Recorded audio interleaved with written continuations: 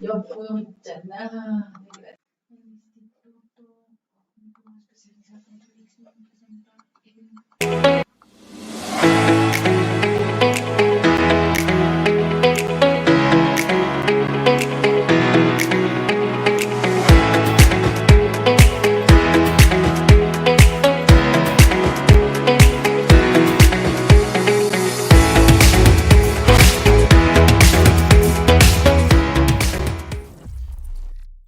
Muy buenas tardes. Muy buenas tardes. El Instituto Legal Educatech les da la cordial bienvenida al Diplomado en Violencia Familiar, diplomado que se realiza a nivel nacional, regional y local. En esta oportunidad tenemos como invitado al doctor Alex Iván Vallefranco desde Ecuador. El doctor nos va a presentar el tema de violencia simbólica y las sentencias patriarcalistas. Bienvenido, doctor. Muy buenas noches. Saludos cordiales, muy buenas tardes con todos, con todas. Muchísimas gracias por la gentil invitación, especialmente a Alex Benítez y a Educatech. Como se anunció, voy a hablarles de la violencia simbólica y de las sentencias patriarcalistas, para lo cual me voy a permitir compartir la pantalla.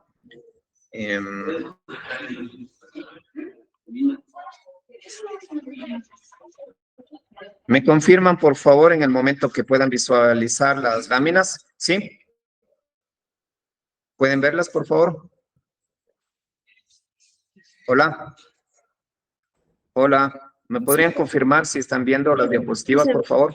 Sus diapositivas. Sí, doctor, sí, doctor. Perfecto, muy bien. Bueno, muy gentiles, muchas gracias. Doctor, sí, muy bien. A ver, vamos a dividir la ponencia de la siguiente manera.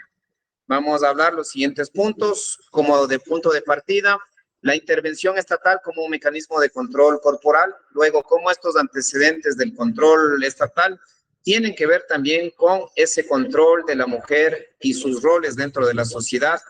Todo esto, por supuesto, ha ido generando una naturalización de todo lo que es el patriarcalismo, de todo lo que es este sistema de violencia simbólica, desde las palabras de Pierre Bourdieu, que también luego vamos a explicar, y cómo esto pues ha significado también una suerte de exclusión, una suerte de discriminación, e inclusive hasta una suerte de demonización de la mujer en la sociedad.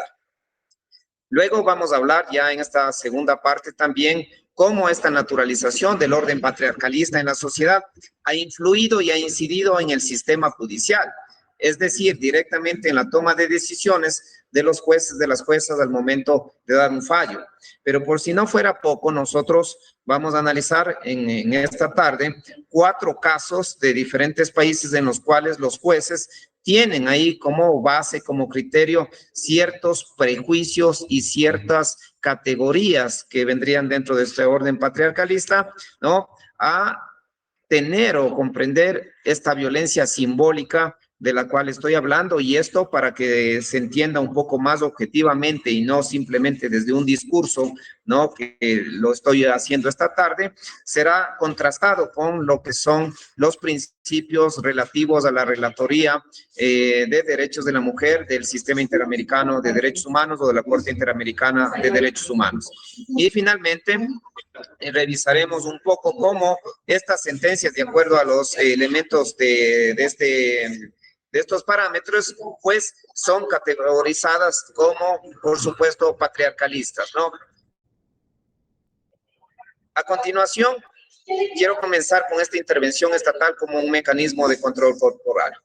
Si nosotros leemos el libro de Michel Foucault sobre los anormales, vamos nosotros a ver que ya desde la Edad Media, especialmente siglo XVI, siglo XVII, el Estado, ¿no? Que todavía estaba gobernado por monarcas, por príncipes, reyes en Europa, básicamente comenzó a distinguir y comenzó a tener ciertas dicotomías dentro de lo que son considerados ciertas personas entre buenas, malas, normales, anormales, entre lo correcto, lo incorrecto, y por supuesto también cuáles son los parámetros en los cuales se consideraba una persona que estaba dentro de la anormalidad y dentro de la normalidad. Y en ese sentido, uno de los temas que en ese tiempo se dio, por ejemplo, fue la exclusión y la demonización de las personas que tenían lepra. Se construyeron más de 2.000 leprosarios en Europa, se excluyó a mucha gente que sufría de esta enfermedad. Y por supuesto, también otro de los elementos que estaba dentro de este tema era la cuestión del control del cuerpo de la mujer y por supuesto todo esto venía envuelto con castigos físicos, con castigos que tenía en la época medieval y muchas de las mujeres, por ejemplo, fueron acusadas de herejía, fueron acusadas de brujería y fueron castigadas con los famosos juicios de Dios o las famosas ordalías. Y esto por presumir supuestamente brujería en mujeres especialmente que tenían muchos conocimientos, que eran sabias de matemáticas o que tenían una belleza particular. Ya para inicios del siglo XIX, ya un poco con la presencia de lo que es la idea del liberalismo, la libertad se convierte en un valor esencial de la sociedad y se va un poco abandonando esta idea del castigo sobre el cuerpo, ¿no? Y esto también lo podemos ver a lo largo de la historia conforme la tradición y la evolución de la pena, es decir, cómo la pena comienza con una concepción de la pena privada, es decir, de esa venganza respecto de quien comete, por ejemplo, una infracción, una afrenta respecto de mi persona, pero la cual no estaba regulada ni mucho menos proporcional. Posteriormente, respecto de la pena, vemos que esto lo toma en cuenta el Estado y esto pues ya regula la vindicta pública, la famosa venganza pública. Pero un poco quizás con el tema de la ley del talión comienza a regularse ya un poco eso de ojo por ojo, diente por diente, lo cual le da y le permite, por supuesto, la proporcionalidad de las penas. Y la proporcionalidad de las penas, ¿no es cierto?, permite que ya a un delito cometido no se dé una desproporción en la sanción y el castigo. Y todo esto viene envuelto todo en lo que se denominaría el contrato social, ¿no? Este contrato social que finalmente también en Francia, de la mano de Jean-Jacques Rousseau, ¿no?, que quien escribe el contrato social, luego se postula en la famosa Declaración de los Derechos del Hombre y del Ciudadano, que se firmó en 1789, y que, por cierto, miren, no fue tan declaración de igualdad, de libertad, de confraternidad, porque al poquito tiempo que se dio este contrato social, la misma Olympique de Gouges fue asesinada, fue condenada a la guillotina por escribir la Declaración de los Derechos de la Mujer y la Ciudadana como una forma de protesta en la cual decía que en este famoso contrato social no se les había tomado en cuenta a las mujeres, ni mucho menos los derechos de las mujeres.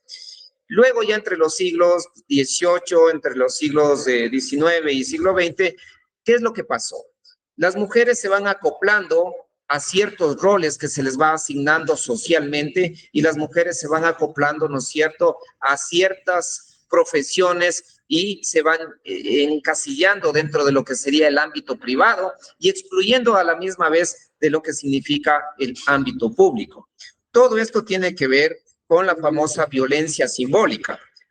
Antes de continuar con este tema de la naturalización del orden patriarcalista, debo indicar que la violencia puede ser tanto directa como indirecta, ¿no?, según una estipulación del autor norteamericano David Hale. Y claro, nosotros estamos más acostumbrados a ver el tema de la violencia directa cuando se comete asesinatos, cuando se comete temas de violaciones a la integridad personal de una persona. Entonces, eso, digamos, es la famosa violencia directa. Pero la violencia indirecta también tiene que ver con aquel tipo de violencia que no se percibe de una forma clara, de una forma directa, pero que causa también vulneraciones a los derechos humanos, como es el caso, por ejemplo, de la pobreza, entre otros casos. Pero ¿cuál es esta violencia simbólica entonces, no?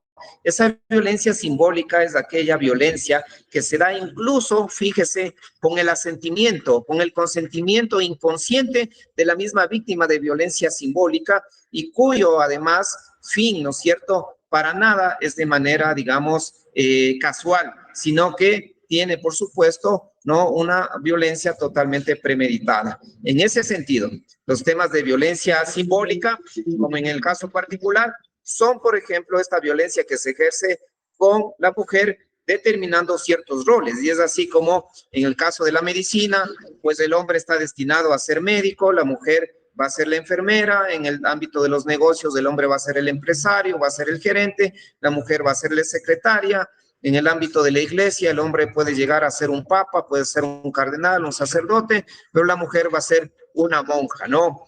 Y todo este sentido, digamos, de control del cuerpo de la mujer también se fue dando para llevarlo al ámbito privado. Dentro del ámbito privado, por ejemplo, no todo lo que significa participación de la mujer en elecciones, en participación pública para alguna candidatura, para ocupar un cargo de ministro, de ministra, fueron totalmente relegadas, diciendo que la mujer debería concentrarse únicamente en ámbitos de tareas domésticas, ámbitos de tareas del hogar. En ese sentido, también este tipo de violencia siempre se ha visto de manifiesto y uno de los casos en particular pues se da en el siglo XX ya con la Primera Guerra Mundial, la Segunda Guerra Mundial, en la cual además se ve la brutalidad, ¿no es cierto?, respecto del cuerpo de la mujer y se cometen delitos de lesa humanidad que hoy están contemplados en el Estatuto de Roma de 1998 como las esterilizaciones forzadas o las violaciones masivas, ¿no? Y un caso histórico de la Segunda Guerra Mundial es precisamente el caso de la violación de mujeres alemanas por parte de tropas rusas, por ejemplo, ¿no? Todo este orden ha permitido, ¿no es cierto?, de violencia simbólica, una naturalización de un orden patriarcalista en la sociedad. Es decir, la sociedad asume un régimen patriarcal donde el jefe, donde el soberano, donde la persona que gobierna, que manda, que tiene la última palabra, tiene que ser el hombre. Y se da de esta manera una concepción totalmente androcéntrica. Y la mujer es categorizada, es relegada a una posición no esencial, a una posición subalterna y donde se va de alguna manera, ¿no es cierto?, reduciendo su rol dentro de la sociedad respecto de los derechos e imponiendo más deberes incluso que derechos. Resultado de esto, por supuesto, una discriminación respecto del ejercicio, como nosotros conocemos, de derechos civiles, una discriminación y exclusión de derechos políticos y, por supuesto, ya vamos a ver cómo esto también ha influido dentro del ámbito judicial. Para continuar, vamos a ver que esta violencia simbólica es tan sutil, podemos decir de alguna manera, que casi no se percibe ni siquiera en la víctima y mucho menos en la sociedad. ¿Qué quiero decir? Que se naturaliza de tal manera que se cree que esto es normal. Es decir, la construcción social en contra de la mujer y de los estereotipos y de las categorizaciones no ha llegado a considerarse normal. Y eso, por supuesto, se puede observar inclusive a nivel de los hogares, a nivel de los trabajos, donde se cree, ¿no es cierto?, que el hombre no tiene que estar en la cocina, que el hombre tiene que asumir ciertos roles, y esto se ha naturalizado de una manera desigual, de una manera perversa.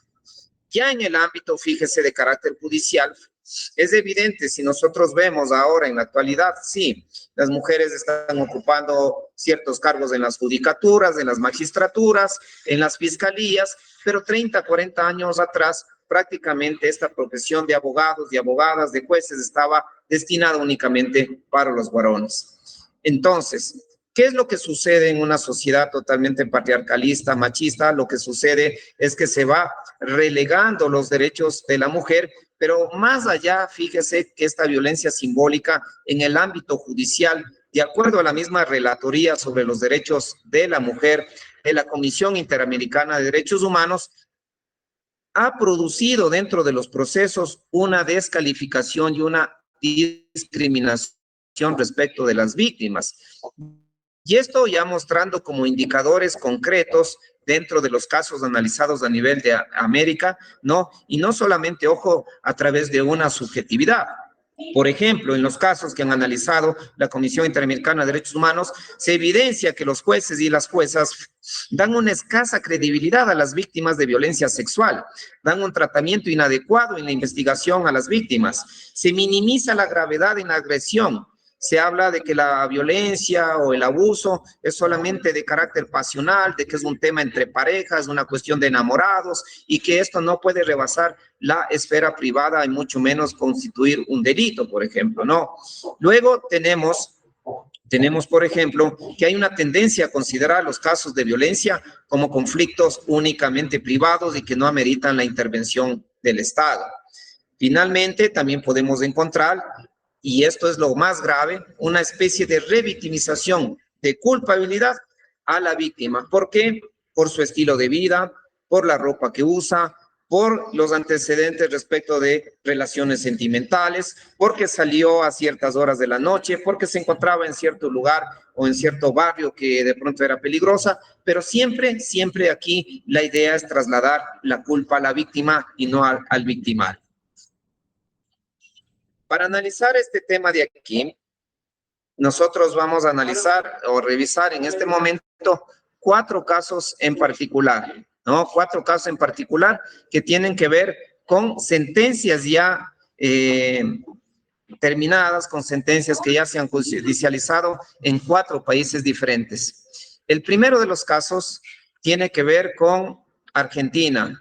En el caso de Argentina se da un abuso sexual respecto de una niña de 8 años. ¿Qué es lo que pasa aquí?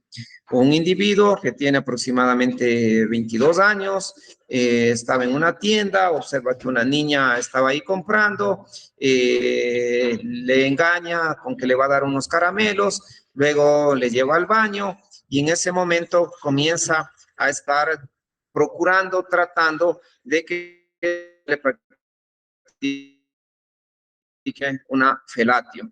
Y claro, el caso aquí llega a los juzgados, es denunciado por un abuso sexual.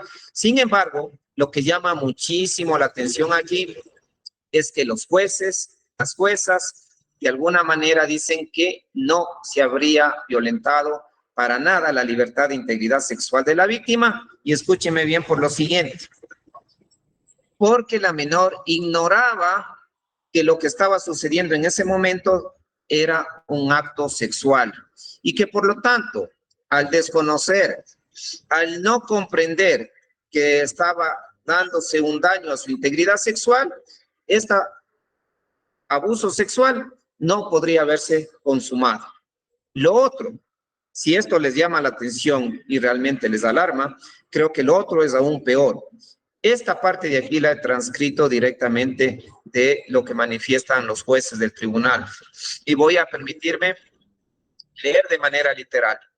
No tengo duda que la penetración bucal no es dolorosa, pero existe la misma posibilidad para el agresor que lleva implícitas diferencias hasta inicio claramente la penetración vaginal o anal. Estas últimas ejecutadas en niños provocan generalmente desgarros de funciones sanguíneas, lesiones internas y agudos dolores, ¿no? Teniendo en cuenta el posterior trauma cultural en la pérdida de la virginidad. Como ustedes pueden ver en este tribunal, no solamente que no se toma en cuenta la palabra de la víctima, la palabra de esta niña de 8 años y los posibles daños físicos, psicológicos en su integridad, indemnidad sexual, sino que adicionalmente se dice que el victimario además tenía la posibilidad de tener ciertos tipos de daños físicos. Entonces, lo cual, pues, por supuesto, nos llama muchísimo la atención en el hecho de que se traslada directamente, ¿no es cierto?, una carga, una responsabilidad a la víctima y por supuesto se trata de alguna manera de eximir de responsabilidad al victimario. Más aún porque en este caso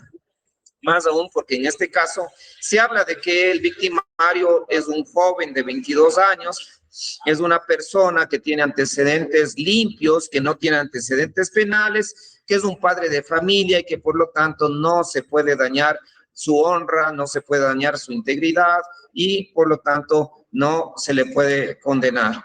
Entonces, en este caso realmente llama muchísimo la atención. Al final le dieron 3 años de prisión, ¿no? Pero con todas las atenuantes del caso. Este es el segundo caso. Este caso de aquí se da en el Perú, ¿no? Y en este caso del Perú lo que resulta es lo siguiente. Una niña de 13 años con un mayor de edad, quien era el enamorado, el novio, ¿sí?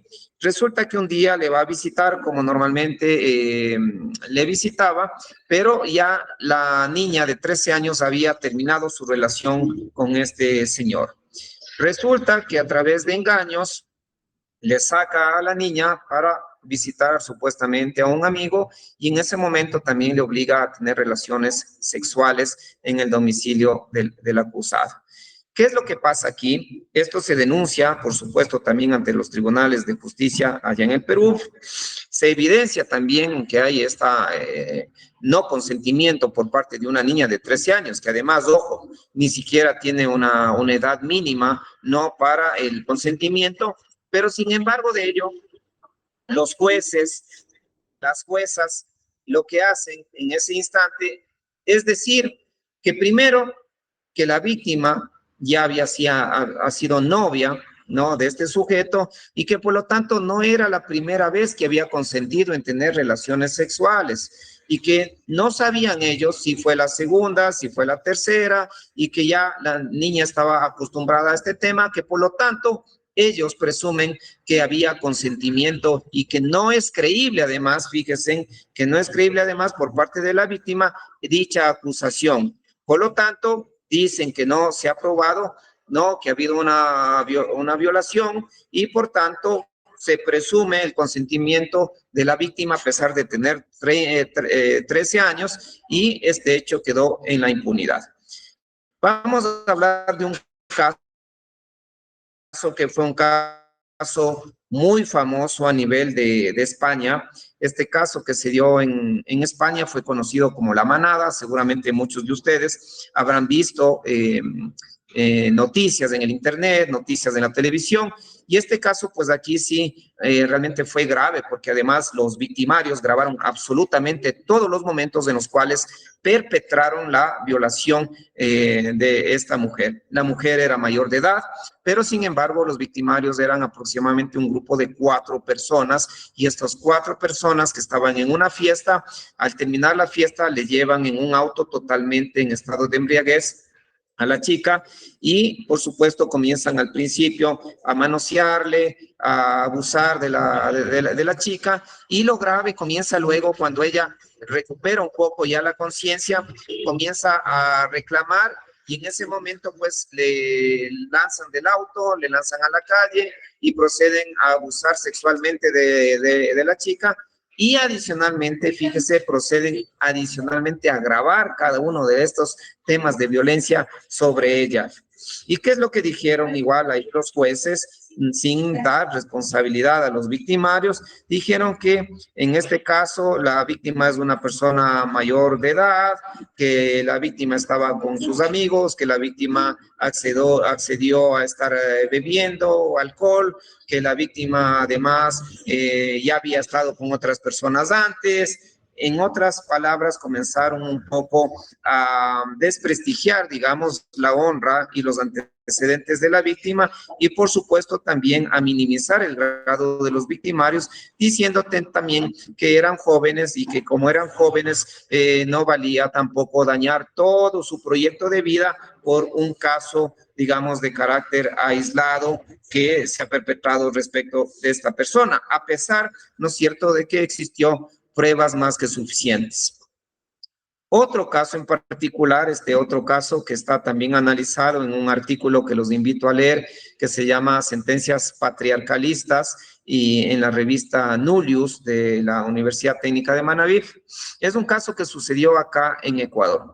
Este caso, un poco parecido a los anteriores, ¿no? Existe una menor de edad, también esto se dio en las Islas Galápagos, ¿no? Donde se le invita a esta menor de edad a celebrar, a pasear con unos 2 amigos en un yate y lo que último que recuerda a esta chica es que se despierta el día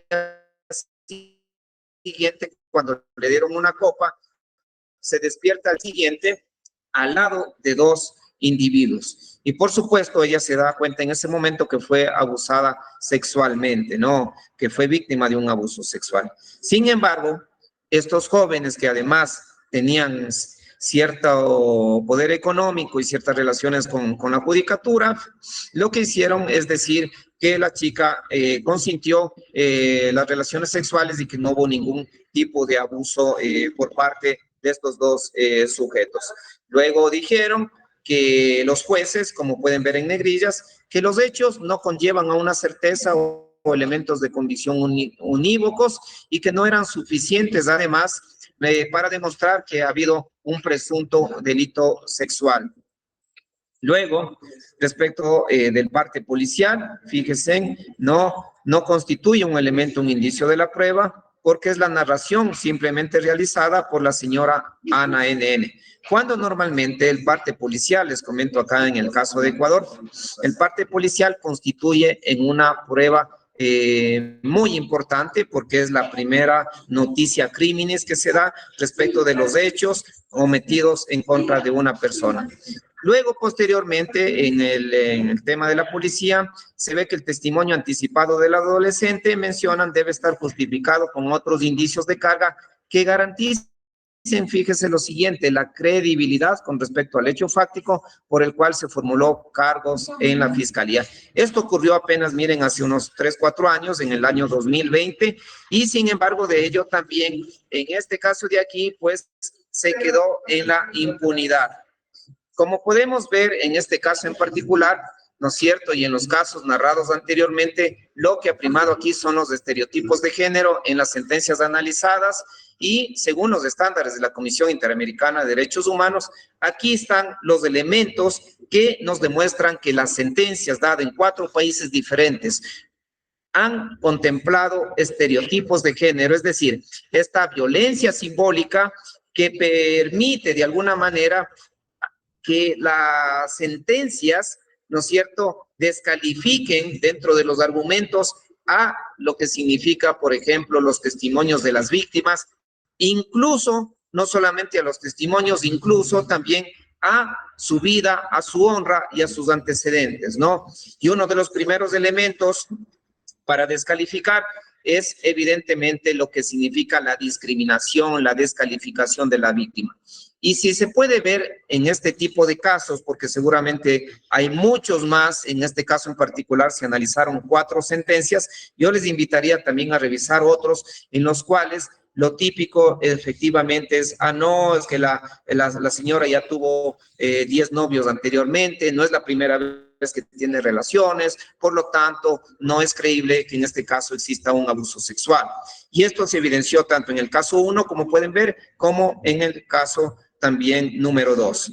Un segundo elemento que ustedes pueden ver es la escasa credibilidad conferida a la víctima en el tratamiento inadecuado de la investigación. Es decir, no se le cree a la víctima, y por eso se utiliza, por ejemplo, no, es que es menor de edad, es una niña, puede estar mintiendo, tiene a lo mejor una serie de alucinaciones, tiene una serie de complejos, tiene una serie de venganza contra el individuo y por lo tanto la credibilidad de la víctima no se la tiene. O peor aún, ¿no es cierto?, en casos que también ha sucedido en varios países, ciertas mujeres que son trabajadoras sexuales, por ejemplo, han tenido escasa o nula credibilidad. Es más, en algún tiempo, en algún código penal acá ecuatoriano, pues no se concedía ningún tipo de credibilidad, ni mucho menos podían comparecer como testigas, porque de ninguna manera se les daba un tratamiento dentro de la investigación.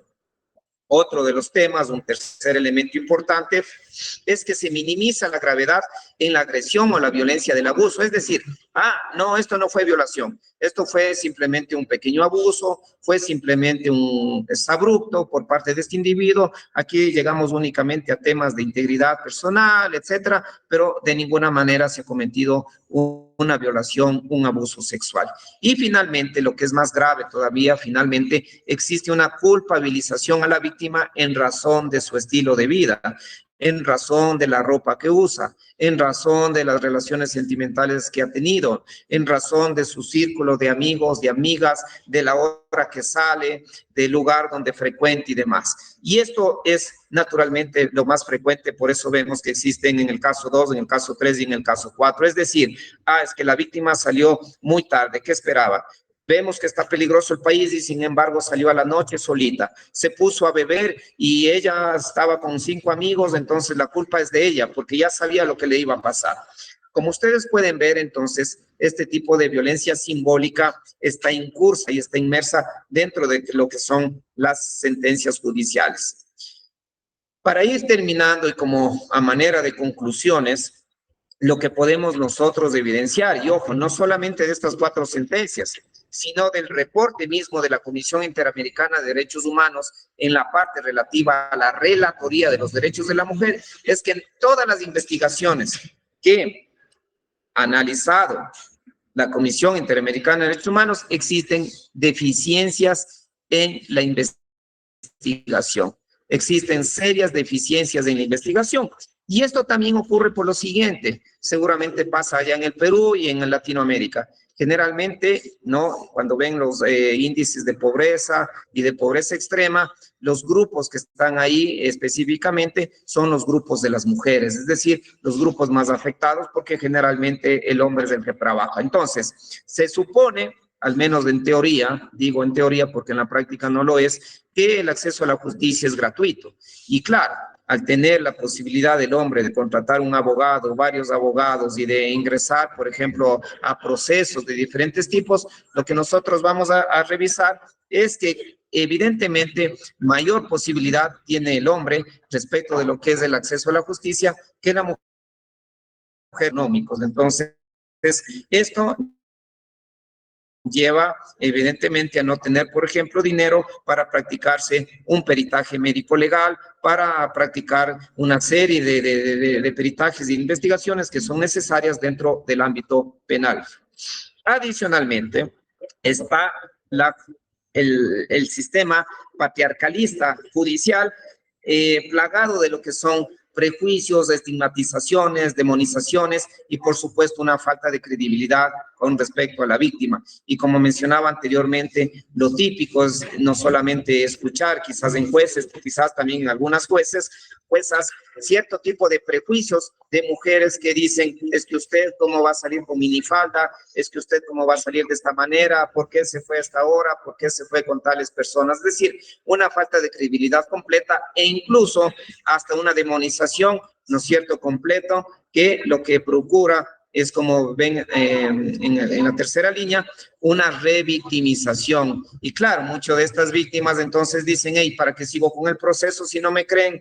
Hey, ¿para qué sigo con este proceso si es que yo no tengo voz respecto de todo lo que es el seguimiento en materia procesal? Y más bien son sometidas, por ejemplo, a entrevistas psicológicas, a repetir nuevamente los hechos de violencia durante 3, 4, 5 veces, desde el testimonio anticipado hasta la audiencia de juicio.